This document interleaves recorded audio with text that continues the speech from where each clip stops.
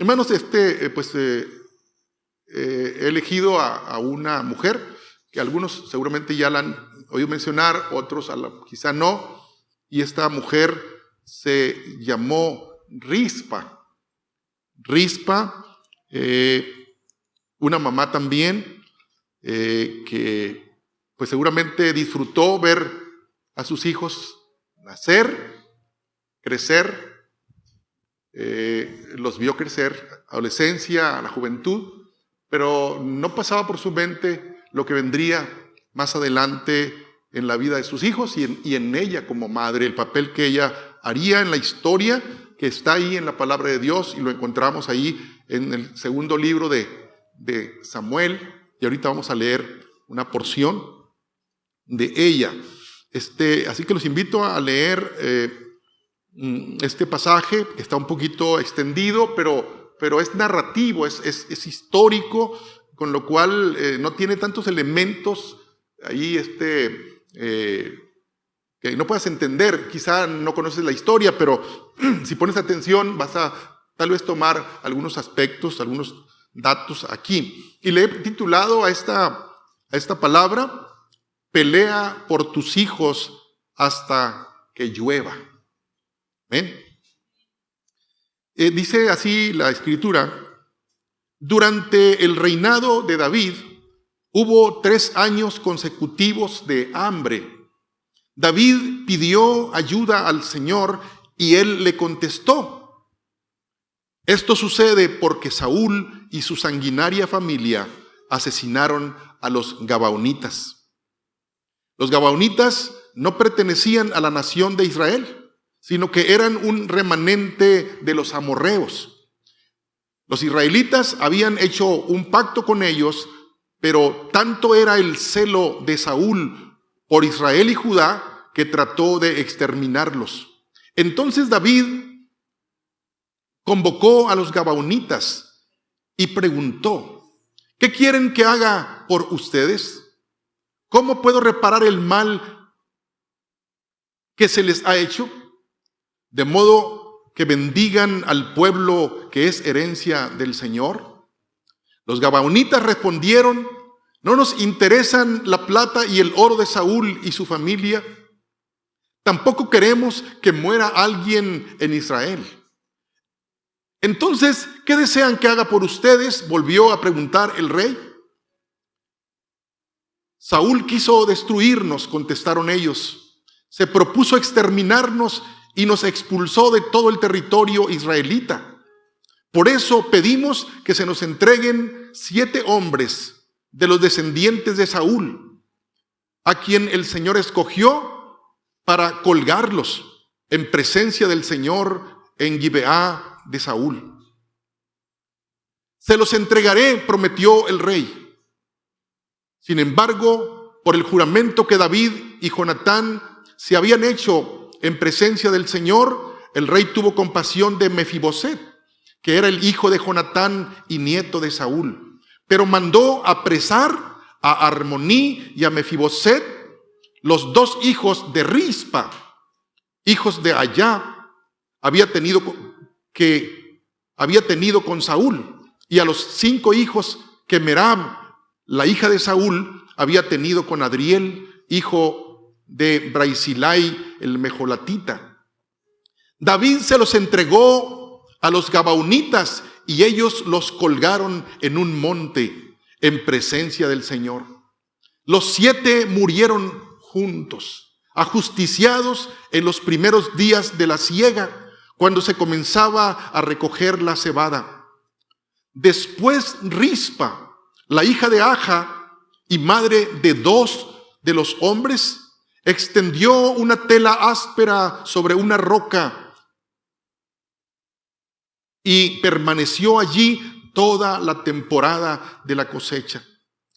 Ella evitó que las aves carroñeras despedazaran los cuerpos durante el día e impidió que los animales salvajes se los comieran durante la noche.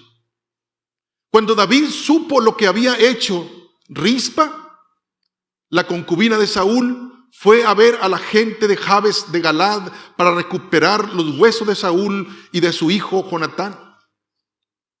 Cuando los filisteos mataron a Saúl y a Jonatán en el monte de Gilboa, la gente de Jabes de Galad robó sus cuerpos de la plaza pública de Betsán, donde los filisteos los habían colgado.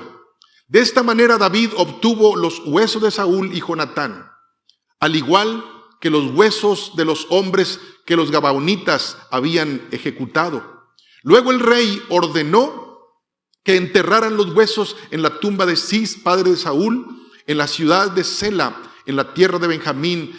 Después Dios hizo que terminara el hambre en la tierra. Amén. No sé con cuántos datos se quedaron, qué tanto pudieron seguir la historia o imaginarla. Y pues tengo que mencionar un poquito el contexto de la lectura. Estaba en este momento del pasaje, el rey era David, el rey anterior era Saúl, fue el primer rey de Israel, sino Saúl había muerto en batalla, ¿sí? En batalla contra los filisteos, y en la batalla murieron el rey Saúl y sus 3 hijos. Y al morir este rey Saúl y sus hijos, los filisteos, que son los que combatieron con Israel, los tomaron como trofeo de guerra y se los llevaron a su tierra, ¿verdad? Allá con los filisteos, y ahí los colgaron en una plaza pública de su tierra. Los colgaron ahí. Pero hermanos, como Israel siempre ha sido muy valiente, ¿no? ¿Saben qué hicieron? Hombres de Jabes de Galad fueron de noche y robaron los cuerpos, los descolgaron donde estaban Saúl y sus 3 hijos que habían muerto en batalla. Los descolgaron, ¿verdad? Poniendo su propia vida, y se los llevaron a su tierra, a Jabes. Y ahí los sepultaron, los medio sepultaron, ¿verdad? Junto con un árbol ahí, provisional. Ahí quedaron los cuerpos del rey Saúl y 3 de sus hijos. No sé cómo los sepultarían, imagínense, escondidos o un poquito como de manera provisional, improvisada. Ahí quedaron esos cuerpos sepultados. Cuando a los reyes se les sepulta con honores.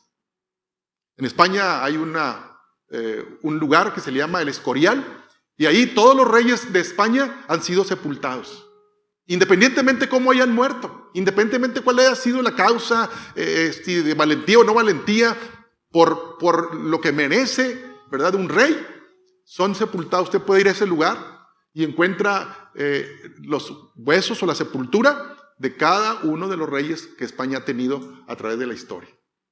Incluyendo a los nuevos, los contemporáneos, ahí están sepultados. Y el que está actualmente como rey, al morir, va a tener una sepultura impresionante, porque es de sangre real, de un linaje real. Y tenemos ahí a un Saúl con sus 3 hijos muertos en batalla, porque estaban peleando por Israel. Ahí estaban en la orilla de un árbol ahí, mal sepultados. Bueno, quise mencionar un poquito de esto, pero la historia comienza diciendo, el pasaje que leímos, que había hambre en Israel. ¿Y saben por qué puede haber hambre en un lugar? Había sequía, no llovía, y cuando no llueve, no hay frutos, no hay carne, porque las vacas, ya saben, no pueden comer nada porque no hay nada. Entonces, por 3 años consecutivos, no había llovido sobre la faz de la tierra. Y entonces David, que era un hombre sensible, un hombre que podía buscar a Dios con facilidad, podía conectar con Dios, le dice: Dios, ¿qué está pasando? Es el 3er año y ya es un caos aquí en Israel. Y entonces como él clama a Dios, pues Dios le responde. ¿Y qué le dijo Dios? La causa es porque Saúl, el rey anterior, había violado el pacto que se había hecho desde los tiempos de Josué. Hizo pacto con los gabaonitas. Los gabaonitas los estaban engañando a Josué y al ejército, pero Josué, por no consultar a Dios, dijo: pues, hagamos pacto. Les creyó, pero resulta que una vez que entraron un poquito más en la conquista, se dieron cuenta que Gabaón estaba ahí, pues pegadito. No eran de tierra lejana ni nada, pero ya Josué había hecho pacto con ellos, pero dice que hizo pacto delante de Jehová. Así que, hermanos, cuidado con los pactos que hacemos. Y, hermanos, aquí se le hizo fácil, como muchas cosas que se le hicieron a Saúl, se le hizo fácil violar el pacto de proteger a los gabaonitas. Y entonces él dijo, no me importa, me dijo lo que hayan hecho mis padres, mis ancestros, yo los voy a aniquilar, porque quedaban pocos gabaonitas. De los tribus de los amorreos, quedaban poquitos, y él dijo, me los voy a echar a todos, que no quede ni uno, ¿verdad? Y aparte, los desterró a los que estaban por ahí, ¿verdad? Para matarlos fuera del territorio. Pero, hermanos, Dios es un Dios de pactos. Y estaba Dios molesto, enojado, porque entonces Dios quedó como un ¿qué ahí? Pactando en nombre de Dios y violando los pactos. Entonces Dios dijo, esto no puede continuar así. Entonces, ¿quién es el que abre el cielo y cierra el cielo? El cielo. Dios. Entonces Dios dijo, aquí se va a definir esto. Se cierra el cielo, David le pregunta a Dios y Dios le dice, estoy muy enojado por lo que hizo Saúl. Y nadie hizo nada por pararlo. Entonces, David dice, pues está bien, Señor, ya entendí. ¿Y qué hace David? Actúa inmediatamente, ¿verdad? Y va y reúne o convoca a algunos gabaonitas, ahí que eran los dirigentes, y les dice, pues tenemos un problema, no hay lluvia del cielo, ¿verdad? Y quiero platicar con ustedes para que resolvamos el problema que hay. ¿Qué quieren que haga por ustedes? Ya Dios le había dicho a David. Y David ahora por eso los convoca. Y le dice, ¿qué quieren que haga por ustedes? ¿Qué mal se les ha hecho? ¿Y cómo podemos reparar el daño? David ya sabía, pero le estaba preguntando. Y entonces dice, ¿qué quieren que haga por ustedes? ¿Cómo puedo reparar el mal que se les ha hecho? De modo que bendigan al pueblo que es herencia del Señor. Entonces, ¿qué dijeron estos gabaonitas? No queremos el dinero de Saúl. No queremos las riquezas de Saúl. Queremos que se haga venganza, ¿verdad? Y queremos vengar la sangre de nuestros hermanos gabaonitas que fueron muertos por la familia de Saúl. Saúl como rey y sus sanguinarios familia, porque de alguna manera, hermano, Jonatán era hijo y también era sanguinario. Decimos, predicamos de Jonatán y muy bien, pero resulta que era un sanguinario también. Y también estaba violando el pacto, porque también Jonatán sabía el pacto. Todos los israelitas sabían el pacto que se había hecho porque se venía diciendo de generación a generación lo que Josué hizo como pacto delante de Dios. Y entonces ellos dijeron, lo que queremos es que nos den 7 varones de la descendencia de Saúl para vengar esa sangre y los vamos a ahorcar y los vamos a colgar en la montaña. Y David se los entregó. Anduvo investigando, ¿verdad? Y define finalmente quiénes serán esos 7 varones. 5 de ellos eran nietos de Saúl, ¿verdad? Y 2 de ellos eran hijos de Saúl. Y esos 2 hijos de Saúl eran hijos también de esta mujer de la cual estamos hablando, Rispa. Es decir, Rispa tenía 2 hijos y estaba feliz con sus 2 hijos. Los había criado, los había amamantado, había hecho, y ella estaba diciendo, mis hijos son hijos de sangre real, son hijos del rey Saúl. ¿Sí? Bueno, dice la Biblia que ella era una concubina del rey Saúl, pero para el caso eran hijos de un rey, ¿o no? Y hermanos, una desafortunada tarde o noche, no sé, tocan la puerta de la casa de Rispa los soldados reales de David y le dicen, venimos por tus 2 hijos. Se sorprende Rispa y dice, pero si ellos no han hecho nada. Pues no han hecho nada, pero el rey los manda a pedir para vengar la sangre de los gabaonitas muertos por Saúl. Y hermanos, me imagino cómo se sentiría esta mamá, porque los soldados le explicaron que era para colgarlos. Imagínate, No sé si alguna vez te ha tocado a ti que vaya la patrulla a tu casa. O que te digan, fíjate que detuvieron a tu hijo, y está en la PENI o está en la comandancia. Pues qué bueno, ahí ténganlo para que se lo merece, así dirías tú. O a lo mejor sí, yo sé. Pero hermanos, en este caso no los estaban deteniendo para tenerlos una noche o un día o un mes. Era para llevarlos al monte, colgarlos allí. Hermanos, Rispa, me imagino cómo se sintió en ese momento.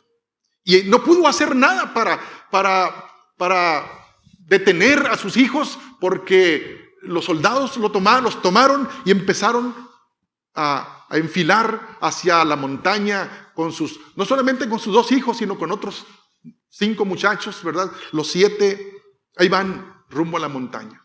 Pero hermanos, detrás de esa, ¿cómo se puede decir? Comitiva de soldados y también y los gabaonitas que iban también ahí para vengar la sangre de los familiares que iban muertos de ellos, van caminando hacia la montaña, pero detrás de ellos va una mujer, Rispa, quien lleva, hermanos, el corazón destrozado seguramente, pero también se lleva, dice la Biblia, un manto, un saco, una tela, dice, de silicio.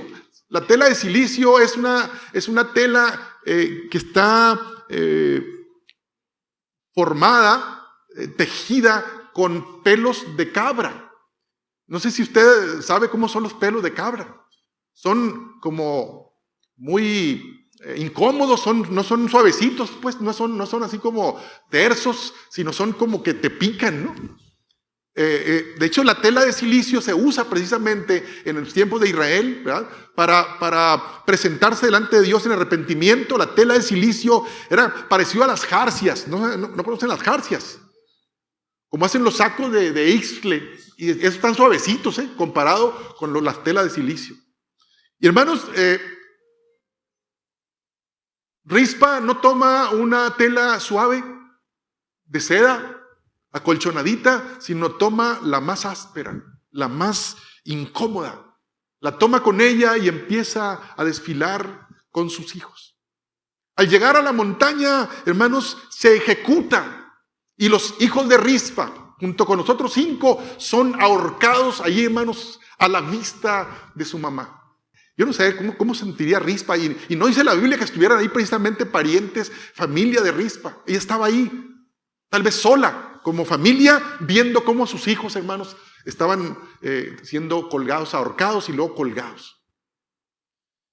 Después de que termina aquel escenario tan terrible, todo el mundo, soldados y gente, ¿verdad? Los gabaonitas tal vez aplaudiendo y haciendo fiesta porque habían sido colgados aquellos muchachos en venganza.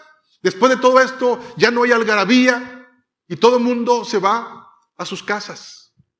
Y se esperaría que Rispa, después de ese funeral muy raro, también se devolviera con toda la comitiva a su casa. Pero no hizo eso. Ella dijo, yo me voy a quedar a defender a mis hijos. Estaban muertos. Pero ella no concebía. Aunque estaban muertos, ella no los miraba, ella decía, yo puedo hacer algo más por ellos. Yo no voy a permitir que las aves del cielo y que las fieras del campo vengan y despedacen a mis hijos. Y ahí se estuvo. Dice la Biblia que ella tomó aquel lienzo, aquella tela de silicio y la colocó sobre un peñasco ahí para recostarse, porque estaba decidida a no irse de ahí. Estaba decidida a no soltar ese tiempo hasta que sus hijos pudieran ser dignamente sepultados. Y entonces se recuesta sobre aquella tela. ¿Y saben para qué? ¿Por qué llevó esa tela? Áspera, incómoda y no una tela suavecita. Para no dormirse. Porque una vez que la tendió y se recostó ahí, porque seguramente tanta adrenalina y tantas cosas en su cuerpo y tantos pensamientos terribles, ¿verdad? La agotaron y se recostó por un momento, pero sin quitar la vista de sus hijos. Y no tardó en caer la noche y empezar a escuchar las primeras rugidos de las fieras del campo que venían, pues ya saben a qué venían, sobre los cuerpos para empezar a desmembrarlos y empezar a comérselos. Pero entonces una mujer valiente que se había quedado ahí para defender la integridad física de sus hijos. Me imagino lo que haría con esa tela de silicio. No lo describe la Biblia, pero dice la Biblia que ella enfrentó a leones, se enfrentó a hienas, se enfrentó a todo tipo de animales, ¿verdad? Salvajes, peligrosos, pero una mujer decidida. Nadie la para. Una mujer que se ha propuesto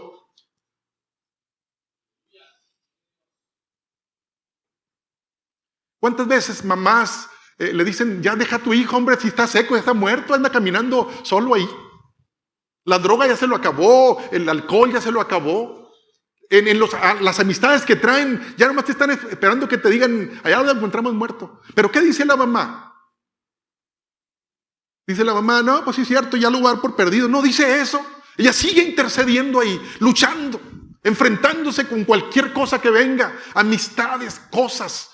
Lucha, porque no visualiza a su hijo muerto. Yo voy a luchar por él, voy a hacer lo que tenga que hacer. Si es de día o de noche, aunque esté cansada, aunque esté lo que sea, yo voy a luchar por él o por ella. Y hermanos, de esa manera, en su primer noche, Rispa defendió a sus hijos y amanecieron intactos. Pero luego vino el día. Y en momentos se quedaba dormida seguramente, pero se quedaba dormida viendo a sus hijos. Y así como despertaba, miraba a sus hijos. Y en el día empezó a luchar ahora con las aves de rapiña, con los buitres, águilas y todo ese tipo de cosas que venían también a comerse los cuerpos. Y ella, hermanos, me imagino cómo defendía, cómo luchaba. Aún cansada y llena de agotamiento, ¿verdad?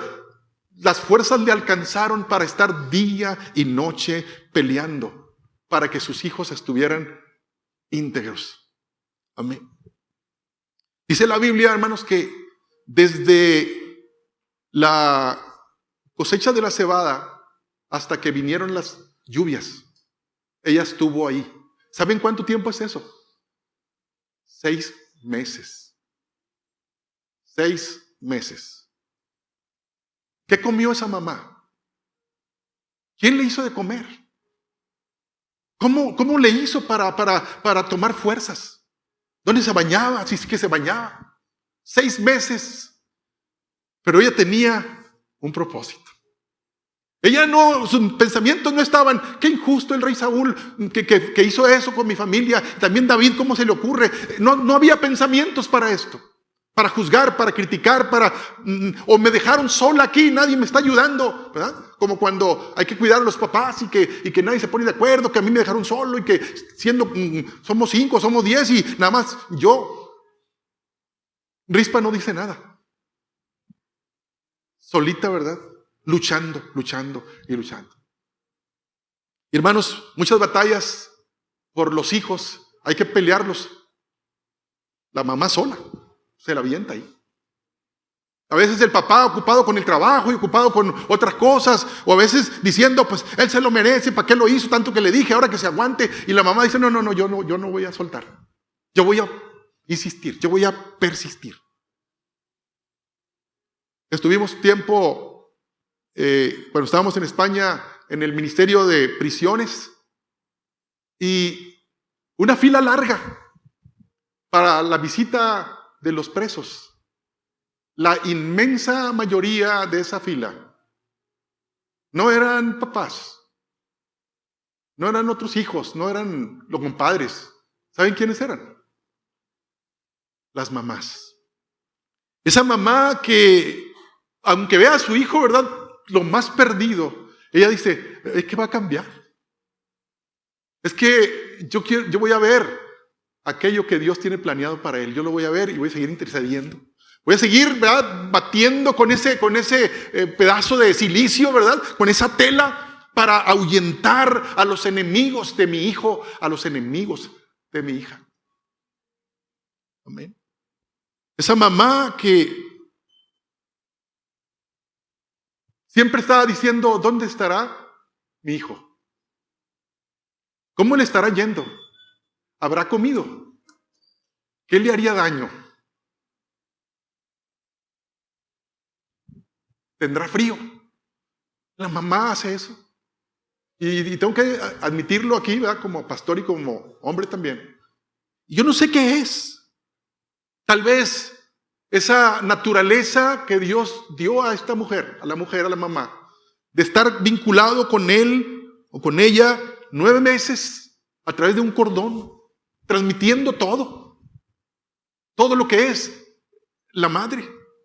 Y si bien cuando nace el hijo, le cortan el cordón, pero tal parecería para la mamá que el cordón sigue pegado ahí toda la vida, porque sigue preocupado. No nomás cuando nace o cuando tiene esas largas noches de dolor o qué sé yo, sino amamanta y sigue bendiciendo la vida de sus hijos, aunque crezcan y sean adultos, sigue la mamá preocupada de esta manera. La mamá es la consejera, es la animadora, es la intercesora.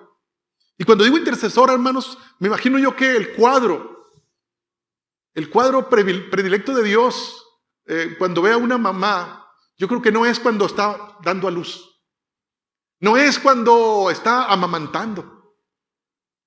Para mí, el cuadro que a Dios le gusta más, el más maravilloso, es cuando una mamá está intercediendo por sus hijos. Amén. Así es que aquel cuadro, hermanos, de ver a una mujer en una montaña por 6 meses, pero ella decía, vale la pena luchar. ¿Cómo no estar agradecido, hermanos, con Dios por ese corazón que Dios puso en las mamás? ¿Cuánto dan gracias a Dios por esto? ¿Hasta cuándo hay que pelear? ¿Hasta cuándo hay que luchar? ¿Hasta cuándo hay que interceder? ¿Hasta cuándo hay que decir, ya basta? ¿Hasta cuándo? ¿Hasta cuándo? Hermanos, le llegó la noticia a David después de 6 meses. Por alguna razón, la Biblia no dice otra cosa. Dice, le fue dada la noticia al rey. Rey David, allá en la montaña donde fueron colgados aquellos 7 jóvenes para vengar a los gabaonitas. Ya no hay 7 cuerpos. No sé si habría 7 cuerpos todavía, pero hay una mujer, Rispa, porque David la conocía bien. No ha bajado de la montaña en 6 meses. Allá está. Y tal vez estas personas que llevaron la noticia al rey le han de haber rogado a Rispa, ya bájate de allí. No tiene sentido, ya están muertos, mira, esqueléticos ahí. ¿Cuál es el propósito de que estés aquí? También vas a morir tú. ¿Y usted cree que Rispa les hacía caso? Yo no me voy a ir de aquí hasta que haya respuesta. Amén. Y dice la Biblia, hermanos, que Rispa estuvo ahí hasta que vino la lluvia del cielo. Empezó a llover. O sea, en 6 meses no había llovido. Todavía, pues, en 3 años más 6 meses, no había llovido. Pero entonces, hermanos, vino la lluvia del cielo y Rispa supo que era una respuesta de parte de Dios. Entonces, no tardó después en venir el rey o venir una comitiva del rey. Porque cuando le dieron la noticia a David, hermanos, David se estremeció. A David, hermanos, le impactó porque él sabía lo que había pasado 6 meses antes. ¿Cómo es posible que una mujer defienda así a sus hijos muertos? Amén. ¿Cómo es posible que una mujer sea capaz de velar por un cuerpo que nadie da nada por él? Pues tu mamá lo hace. Hijo que estás aquí, tu mamá sería capaz de hacer eso. Amén. Porque Dios le dio a las madres ese corazón para pelear, aunque ya no den un peso por el hijo o por la hija. Siempre en la mamá habrá esa esperanza de que el hijo va a cambiar, de que la hija va a cambiar. Por más contaminado, por más afectado que esté, por más seco, ¿verdad? Ahí como estaban los cuerpos, aquellos que no tienen vida, así están muchos hijos y muchas hijas. Pero gracias a una mamá que pelea todos los días, por la mañana y por la tarde, se despierta pensando, ¿dónde estará mi hijo? ¿Qué estará haciendo? Y ahí en ese momento, hablando de una mujer cristiana que confía en Dios, estamos hablando, ¿verdad? Y hermanos, entonces, cuando David recibe la noticia de lo que estaba pasando en la montaña, David, hermanos, recuerda otro evento, que ya lo mencionaba hace un momento. Él recuerda que como rey David había incumplido o había también fallado en algo, en darle sepultura con honores a su rey antecesor. Amén. Ya era rey, pues a él supo que había pasado todo aquello, supo que el rey antecesor había sido muerto en batalla, había sido colgado también, había sido llevado como trofeo allá con los filisteos, y David no había hecho nada. Y entonces, hermanos, yo no sé si Dios mismo le trae a la memoria esto, y entonces él, antes de decir, vayan y hagan justicia, bajen esos cuerpos de estos muchachos y se les va a dar una honrosa sepultura. Hermanos, David va más allá todavía. David recuerda y dice, no está bien lo que yo hice. Venir y entronarme nada más y no dar honor a los antecesores. David tenía que hacer esto. David sabía que Saúl fue puesto por rey. ¿Por quién? ¿Quién puso a Saúl por rey?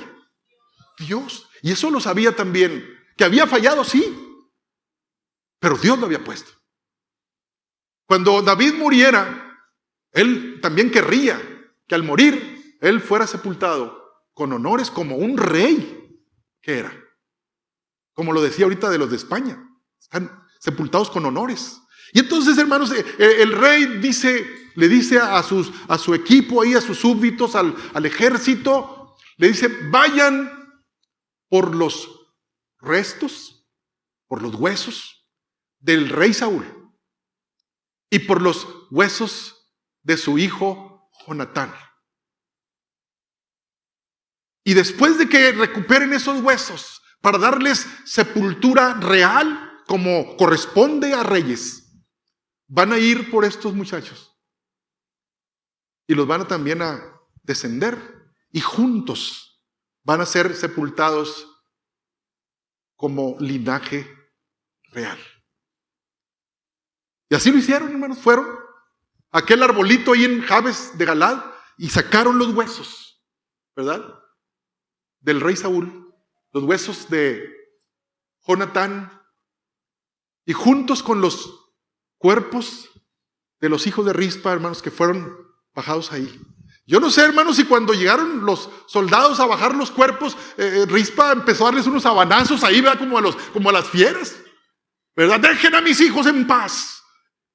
¿Cómo se imagina una mujer, hermanos, mal comida por 6 meses? ¿Cómo se la imagina usted? ¿Cómo sería una mujer defendiendo a sus hijos así, hermanos? Es impresionante. Yo creo que si viéramos una película nos iba a hacer llorar. Una película que se apegara así como las que hace Mel Gibson, ¿no? Bien, así como bien escenificadas. Yo nomás de imaginarlo me impresiona. Ver cómo una mamá es capaz de defender unos cuerpos ahí.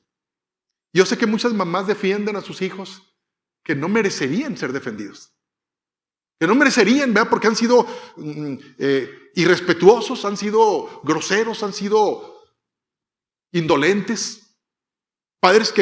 Hijos que golpean a sus padres, que les roban, que los amenazan. Incluso algunos llegan a quitarle la vida a los padres. Pero mientras esto no ocurre, de quitarles la vida, la madre sigue perdonando. Y digo, los padres también, pues, pero yo hablo de esa sensibilidad que Dios le dio a la madre, a la mamá. Y hermanos, si estos hijos, ¿verdad?, de Saúl fueron bajados de ahí y fueron colocados en tumba de reyes, el mismo Saúl, el mismo Jonatán. ¿Y acaso tus hijos no son hijos de un rey? ¿No son hijos de un rey tus hijos? ¿No merecerán la intervención de parte de Dios? Y hermanos, me impresiona mucho que mientras allá en la montaña una mujer esquelética, ¿verdad?, pero que todavía sus brazos se podían mover, defendiendo a sus hijos, intercediendo por ellos. En ese momento, hermanos, allá en el palacio se estaba dando una orden de parte del rey para tener misericordia de aquella mujer y de aquellos hijos. Entonces, es ahí, hermanos, en la intercesión de una mamá, cuando en el cielo, hermanos, hay decisiones importantes. Porque yo decía ahorita, el cuadro que Dios más ama de una mujer o de una mamá es verla intercediendo por sus hijos. No solamente el rey manda, hermanos, darle una honor a aquellos cuerpos, sino que también el cielo se abre para que la lluvia descienda. Y hermanos, la bendición no solamente fue de alguna manera, aunque no física, pero sí espiritual, ¿verdad? Para Rispa hubo paz, para Rispa hubo ya tranquilidad al saber que sus hijos serían colocados, ¿verdad?, en sepulturas, y más todavía reales, sino que también, hermanos, todo Israel, al venir la lluvia después de más de 3 años, la lluvia o el país de Israel se cubrió como se cubre la sierra de Sonora cuando empieza a llover. ¿Cómo se pone? Verde. Y hermanos, hubo algarabía para todo Israel, gracias de alguna manera a una mujer que no soltó, que no se rindió nunca, sino que estuvo dispuesta a pelear todos los días hasta que llegó la intervención o la señal de parte de Dios. Hermanos, yo en esta hora creo que dice la Biblia que Dios no se enoja cuando honramos a quien merece honor. Alguien dice, solo Dios merece la honra. No, no es así. No dice así la Biblia. Adoración, sí. Sí, la adoración es solamente a Dios. Pero la honra, el Señor dice, honra a los gobernantes, honra a las personas que están en autoridad, honralos, y a las mamás. ¿Se les puede honrar a las mamás, sí o no? ¿Sí se les puede honrar? Claro que sí, ¿verdad? ¿Cuántas de las mamás que están aquí tengan hijos que necesitan interceder por ellos? Necesitan. Sí, porque a lo mejor alguno de ustedes tiene hijos muy pequeños. Dicen, no, mi niño no necesita, él es un alma de Dios. Está chiquito, ¿verdad? Me abraza y me besuquea. Los niños chiquitos así son, ¿no? Pero va a crecer. Y hermanos, yo a veces pienso, ¿cuál será la etapa más difícil de una mamá? Y a veces alguien piensa que es cuando recién nacen, y yo en lo que he observado no es así. Dice el papá o la mamá, yo tengo bajo control mi casa. Sí, pero van a crecer. Cuando ya no les puedas decir tú, aquí te quiero a tal hora, cuando ya no les puedes decir eso. Cuando ya no les puedes establecer muchas cosas porque ya ellos son mayores de edad y van a salir. ¿Verdad? Y entonces que tú no sabes dónde están y que tú ya has notado cambios en ellos que a veces no es lo que tú quieres.